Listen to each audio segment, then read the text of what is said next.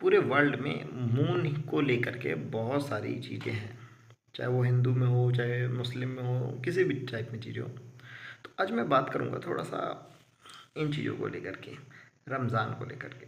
अब देखो, रमज़ान को आपने रमदान पढ़ा होगा, ये क्या अरबी वर्ड है, उसमें रमदान बोलते हैं और ये रमज़ान है। तो जैसे हिंदुओं में अलग अलग तरह से कोई फेस्टिवल होते हैं, उसी तरीके से इनके में है। देखो, ये रमज़ान जो होता है ना, ये एक महीना है, मतलब पूरा एक जो है 30 दिन का एक पूरा महीना होता है। इसमें एक्चुअल में वो करते क्या हैं, वही अपनी प्रेयर वगैरह करते हैं, ठीक है, इबादत करते हैं, मस्जिद करते हैं और एक महीने तक कुछ चीज़ों का नियम से पालन करते हैं। सारी चीज़ों का व्रत एक तरीके से रहता है, रोज़ा उसको बोलते हैं, ठीक है।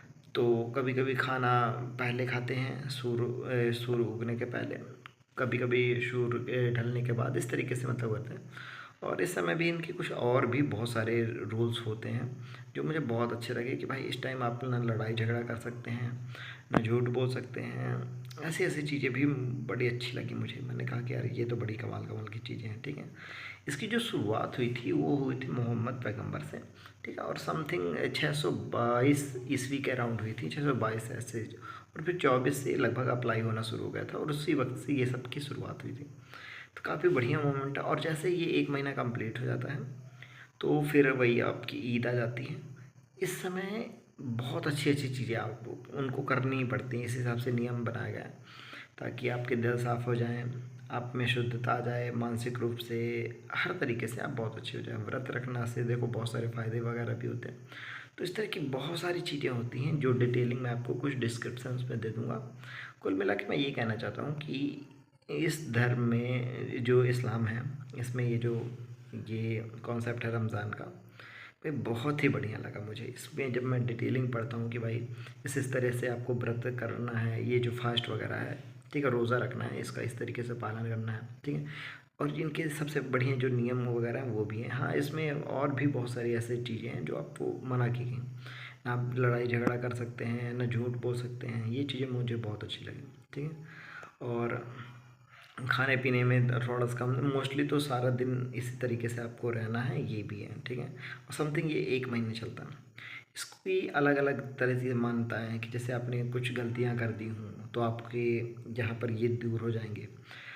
आपने पुराने जन्मों में शायद कुछ गलत किया होगा, अल्लाह की इबादत है, गॉड से आप मिल सकते हैं, ये सारी चीज़ों को लेकर भी ऐसे ही है, ठीक है। आपके सारे गुनाहों को माफ़ कर देता है, आपकी फैमिली में खुशहाली लाता है, इस तरह की सारी चीज़ों के लिए ये रखा जाता है।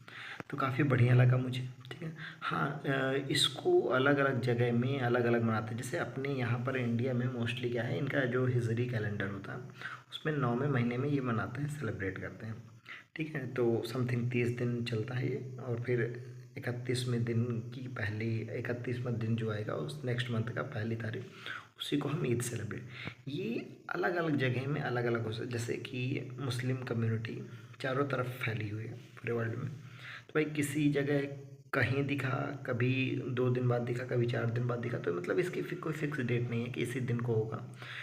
अलग अलग जगह पर 2 दिन 4 दिन आगे पीछे हो सकती है, ठीक है, टाइम जोन के हिसाब से। फिर इनका भी जो एस्ट्रोलॉजिकल टाइम होता है, कुछ डेट्स होती हैं, उस हिसाब से थोड़ा बहुत अलग अलग हो सकता है, बट मोस्टली सिमिलर ही होता है, ठीक है। तो मैंने जब इसके बारे में पढ़ा तो मुझे काफ़ी बढ़िया लगा ये।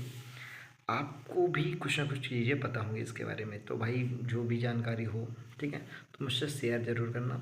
और सभी लोगों को रमज़ान मुबारक।